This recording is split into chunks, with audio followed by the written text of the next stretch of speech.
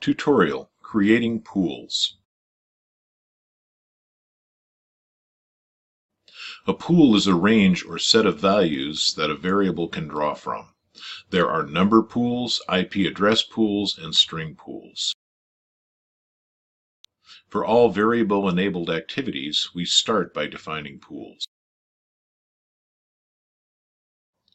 Click the Number tab to create a number pool. Number pools are created by entering the minimum and maximum numbers for the pool. The pool range includes the end values.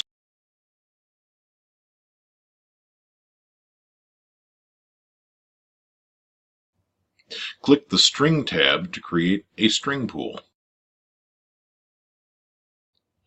To add a pool, start by giving the pool a name. It is good practice to assign plural names to your pools.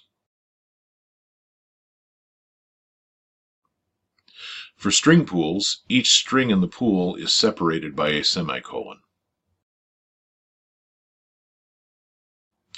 Click the IP address tab to create IP pools. The IP pools range are defined by the network address, mask, and the first and last IP addresses. To begin, enter a pool name, a network address, and a subnet mask. This identifies the entire network used. The ranges are pre-filled, but custom ranges are allowed. We may need to have static addresses for servers or other devices. We can remove the first and last 5 addresses from the range by changing the first and last IP addresses.